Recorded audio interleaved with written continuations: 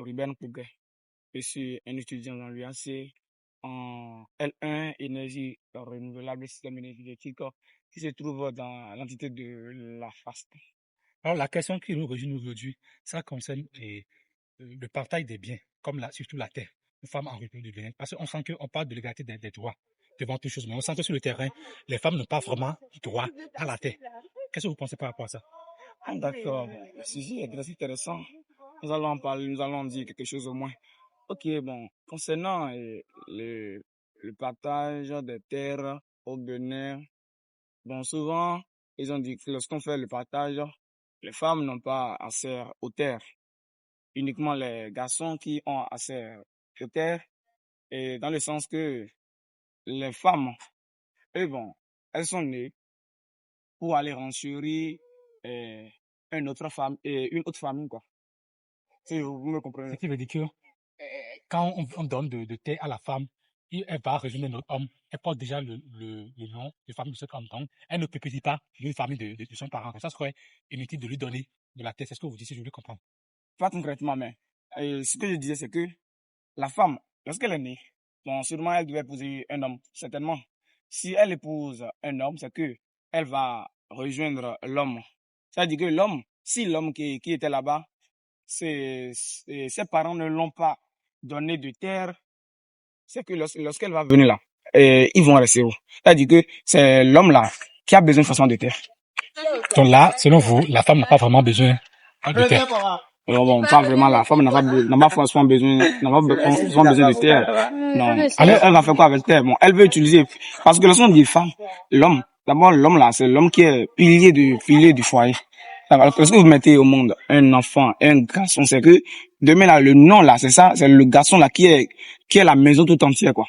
Parce que l'homme là, lui va mettre au monde des enfants. Et les enfants là vont porter son nom. Et non, le nom de la famille. C'est-à-dire que ce que la maison avait là, c'est pour le garçon qui est né. Maintenant, les enfants qui seront nés de lui, c'est-à-dire qu'il y a un lien entre l'arrière-maison et la maison actuelle. C'est-à-dire que c'est toujours la même corde qui est en train de tirer jusqu'à ce point. Mais la femme là, au fur et à mesure qu'elle lâche ses parents et rejoint immédiatement son mari, c'est fini. Le lien s'est brisé en même temps. Parce que il n'y a plus la famille là-bas. Parce qu'il prend autre famille là-bas. C'est-à-dire que le lien entre la femme et son père et ses parents normaux là, le lien est brisé. Alors, c'est-à-dire que si la femme meurt, c'est-à-dire qu'on ne connaît plus la femme. On connaît alors l'homme à qui elle s'est mariée. On vous a compris. Selon vous. Alors, pourquoi cette loi qui dit du fait que nous sommes égaux devant toute chose, mais on sent que là, il n'y a pas vraiment d'égalité. Pourquoi voter cette loi alors que cela n'est pas respecté sur le terrain? Ok, c'est très bien. Ce que j'avais dit, c'est que c'est mon opinion, c'est ce qui se passe actuellement, c'est mon opinion personnelle que j'avais dit. Et ce qui est normal que j'avais dire à mon avis. Maintenant, si la loi, on a dit que la loi est au-dessus de tout et de tout le monde, et bien, c'est que la loi dit ça qu'on va respecter.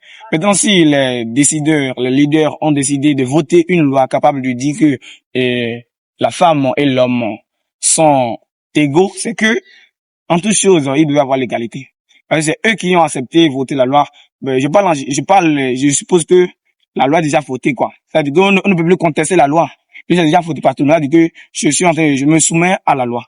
C'est-à-dire que les garçons les garçons et les filles, les femmes et les hommes sont égaux. Donc, si nous sommes dans ce contexte, c'est-à-dire que, parce qu'ils sont égaux là, toutes choses qu'on doit faire là, pourquoi il doit y avoir équitabilité. Ici. Bonjour. Bonjour. Alors, comment vous appelez? Je reprends le nom de Soli Elios, étudiant à l'ICAR. Alors, la question qui nous oppose aujourd'hui aussi, ça concerne les terres femmes au Bénin. Alors, en tant que, ce que je vois, vous êtes étudiant. Exactement. Qu'est-ce que vous pensez par rapport à ça? L'accès ou bien l'assiette foncière disposée, laisser l'assiette foncière à la femme, je pense que c'est pas une bonne chose. Si la femme, c'est une femme qui a les travaux champêtres, là, on peut le comprendre. Mais une femme, qui a accès à une terre peut, disons, commencer par penser homme. C'est-à-dire, elle va commencer par penser qu'elle doit avoir des projets, avoir le reste, et quitter et devenir un homme. Elle sera plus féminine. D'abord, une femme totale ira sur le toit d'un homme, c'est même ça le souhait. Et qu'elles ont accès à la terre, elle commence à, disons, faire du n'importe quoi. elle commence pas à se voir grande. Donc, je ne pense pas qu'il faut que la femme doit avoir ses frontières.